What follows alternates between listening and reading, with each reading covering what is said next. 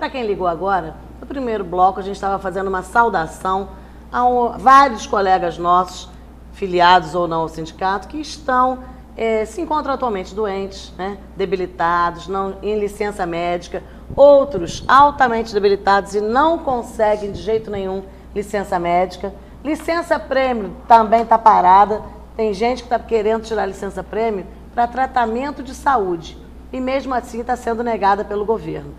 É uma demonstração da crueldade de como está sendo conduzida a Secretaria de Educação, né? Não são olhados caso a caso. Está havendo uma generalização de medidas. Então, simplesmente não se pode tirar licença-prêmio. Mas existem casos e casos, né? Às vezes a pessoa quer uma licença-prêmio para fazer uma viagem para o seu lazer, justíssimo, porque ela trabalhou um período de 5 anos sem faltas para conseguir aquela licença, mas também é diferente daquela pessoa que está com um parente em casa com uma doença terminal, que precisa fazer acompanhamento de uma pessoa idosa que está doente, que precisa fazer acompanhamento de um filho doente. Nesses casos, a Secretaria de Educação tem sido implacável na não concessão dessas licenças. A gente quer ver até onde isso vai, né? Aonde vai tanta maldade. Qual o objetivo de tanta maldade com o servidor? Ainda não conseguimos entender qual o objetivo disso. É prejudicar o servidor, fazer o servidor trabalhar infeliz? Não tem pé nem cabeça uma situação dessas, né?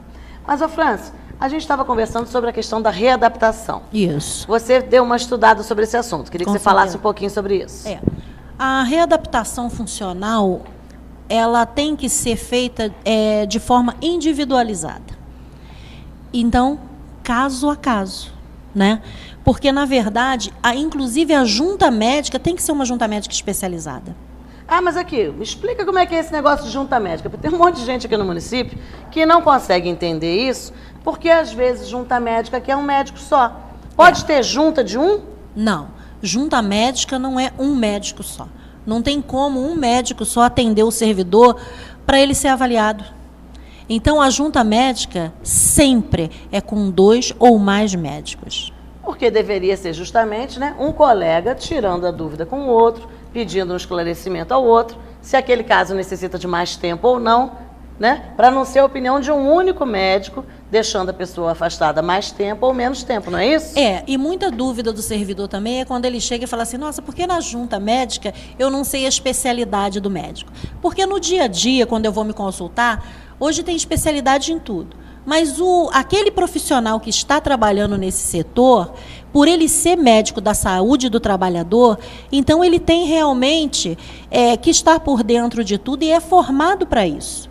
Então, é uma pessoa que estudou, ela tem que estar especializada nesse tipo de tratamento. E é o que nós esperamos do nossa saúde do trabalhador, que todos sejam. Médico, que o médico da pessoa fornece, quando leva atestado ou laudo, aparece lá o CID da doença, né? Então, o médico que está ali na saúde do trabalhador, ele não tem que avaliar a doença em si. O médico da pessoa já deu um atestado ou um laudo dizendo qual é a doença, né? Porque também não adianta querer, tem problemas específicos de ortopedia que um clínico geral não vai poder avaliar com precisão, né? Tem problemas específicos de oftalmologia que um clínico não vai poder. Porque senão todo mundo seria clínico, né? Não precisaria ter especialista. Então, com todo o respeito, né, à classe dos nossos colegas médicos, na saúde do trabalhador, não adianta ter só clínico, não adianta ter um cardiologista só. Na junta médica, tem que ter especialista daquelas doenças, né? Tem que ter, por quê? Porque os assuntos, o tipo de tratamento para essa pessoa, ela tem que ser variada. Então, não adianta dizer, nosso Estatuto do Servidor, no artigo, né? Eu nem trouxe o Estatuto, não, mas o artigo 40, 41 e 42, ele fala sobre a readaptação. Então, ele pega muito essa parte, várias partes, né, gente, do nosso Estatuto, ele tem uma colinha da CLT. Porque tem coisas que procedem, outras não. Que não se encaixam. Que não se encaixam de jeito nenhum. Mas lá está muito claro. Então, lá está claro do jeito que é realmente no âmbito nacional. Só que não é feito assim. Porque na hora que você vai para a readaptação, servidor, se você não tiver o grau de instrução, né? Porque eu ouvi isso. Se você não tiver o grau de instrução necessário para aquela função que vão te dar, você não pode está sendo readaptado. Mas aí o que acontece com isso? Você, se tiver, também pode ganhar. Exatamente. De acordo com a função que você está exercendo. Porque existe readaptação temporária e existe readaptação definitiva, né? Isso as pessoas têm que estar fazendo a diferença também. A readaptação temporária, eu estou com uma limitação por um período de 6 meses ou de 1 ano, e nesse período eu não posso exercer a minha função. Exatamente. E aí eu sou colocada à disposição da secretaria para exercer uma outra função, de preferência no âmbito da minha própria unidade escolar ou de uma outra unidade escolar próxima à minha residência. Isso é a readaptação temporária. E existe a readaptação definitiva, né? Quando a pessoa tem uma lesão tão grande ou uma incapacidade para exercer aquela função. Então, vou dar o exemplo de professora. Eu sou professora, se eu tiver uma lesão na mão definitiva, eu não poderei exercer mais as atividades de magistério. Terei que ser readaptada em uma função extra classe, né?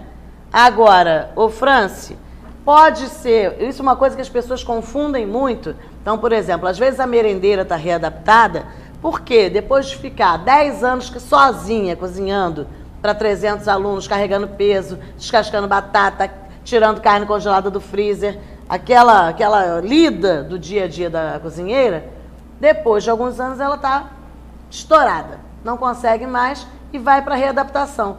Aí querem colocá-la nos serviços gerais. Pode, impossível, impossível. Se o servidor está sendo readaptado sem nenhum tipo de esforço físico, é outra coisa também que já tem que sair direto da saúde do trabalhador, tá? Tem que estar especificado o que aquela pessoa pode fazer. E isso não acontece também no nosso município. Ah, mas então, Franci, vamos lembrar do caso aqui da nossa amiga que era lá do SEI do Morém, uma morena que está com problema de rins. Ela está com problema sério de rins, tem feito cirurgias frequentes. E aí o médico da saúde do trabalhador falou que ele não pode escrever, que o pessoal da Secretaria de Educação tem que saber que ela está com problema de rim e que ela não pode fazer certas coisas, que não cabe a ele escrever se ela pode ou se ela não pode. Cabe a quem então, gente? Cabe ao profissional de saúde limitar o que essa pessoa pode fazer ou não. É o que cabe. Né? De acordo com toda a legislação que eu li e que estudei e perguntei, desses encontros de saúde que já participei, porque nós somos curiosos também, né? Nós temos que estar sempre assim, por quê? Porque tudo que é em benefício do servidor, ninguém pode, ninguém faz. Franci, e você vai me desculpar, mas você não é curiosa, não. Você é estudiosa. Por quê? Porque nós não podemos nos dar ao luxo de não saber sobre o que a gente trabalha, que é o que tem acontecido em muitas secretarias. A pessoa vai trabalhar dentro da Secretaria de Educação e não procura se informar de qual é a legislação em vigor, quais são os direitos dos servidores, porque algumas pessoas acham que a gente só tem deveres. Tem deveres, sim, devem ser muito bem cumpridos. Agora, tem direitos também, né?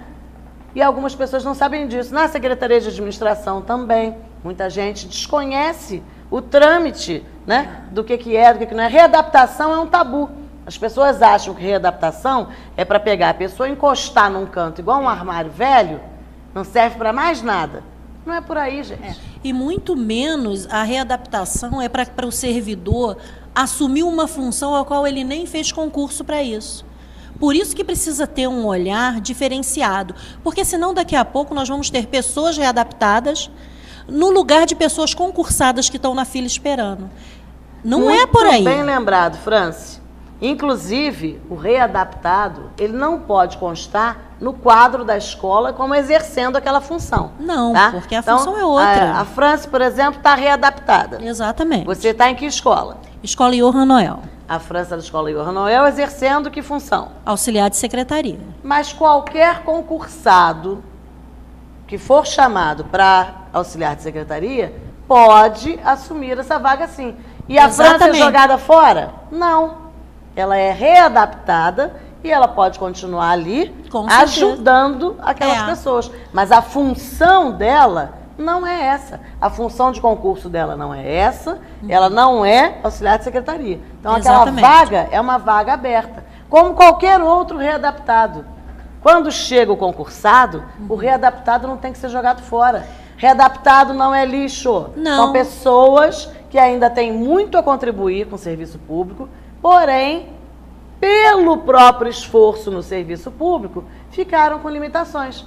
Tem gente que tem problema de coluna, e aí, gente, dá dó quando a pessoa tem um problema sério de coluna, que adquiriu no Centro de Educação Infantil, por ficar com 10, 15 crianças sozinha, carregando peso para lá e para cá o dia inteiro, e aí quando vai escolher vaga, a pessoa mora, vou citar o Morém, que é o bairro onde eu moro, mas para qualquer bairro valeria. A pessoa mora no Morém e é readaptada para ir para a posse. Vai andar quase 2 horas de ônibus, saculejando a coluna daqui até lá. E vai piorar. Por quê? Porque a pessoa readaptada, ela é readaptada justamente para ela ser aproveitada no trabalho público. Porque se a pessoa não tivesse o direito de ser readaptado, imagine quantas pessoas hoje, com essa falta de funcionário que tem, com esse esforço que se faz, estariam aposentadas por invalidez. O porquê ter uma fila de aposentadoria por invalidez? Não haverá necessidade disso a partir do momento que toda pessoa, quando ela é readaptada, porque ela adquiriu uma doença funcional, tá? Isso é uma coisa que tem que ficar bem clara. Porque eu, quando entrei no município de Petrópolis, eu fiz exame médico. E se eu fui aprovada para a função, então depois que eu entrei, o que eu adquiri de doença? Doença funcional. Não tem como ser diferente. Ninguém entra bichado. Ninguém. Né? A pessoa entra inteirinha. Então faz e aí parte. O serviço desgasta. Gente, porque eu sempre chamo atenção para isso e gostaria de convidar as pessoas para conhecer como é o dia a dia numa escola e num centro de educação infantil. Porque tem gente que acha que é uma distração só, né? Que aquilo ali é uma alegria o dia inteiro. Não. Tem, é lugar de trabalho, muitos momentos trabalho. alegres. Porque quem lida com criança, óbvio que sempre tem um retorno em alegria, em carinho. Agora, o serviço é pesado, gente. Cozinhar para 600 pessoas não é brinquedo, não é tranquilo, né? Lavar banheiro que 600 pessoas usam todo dia não é tranquilo. Dar aula para turma com 40, 50 alunos não é tranquilo. Cuidar de uma turminha pequenininha de fralda com 10, 12 crianças sozinho não é nada tranquilo, né?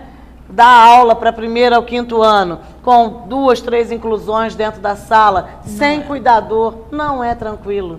A situação da educação no nosso município não está nada tranquila. Enganam-se as pessoas que acham que está tudo bem, que ficam acreditando em propaganda, porque o governo está se especializando em propaganda, em projeto, em inaugurar coisa que já está pronta, né? E passa uma pintura na escola e vamos lá reinaugurar.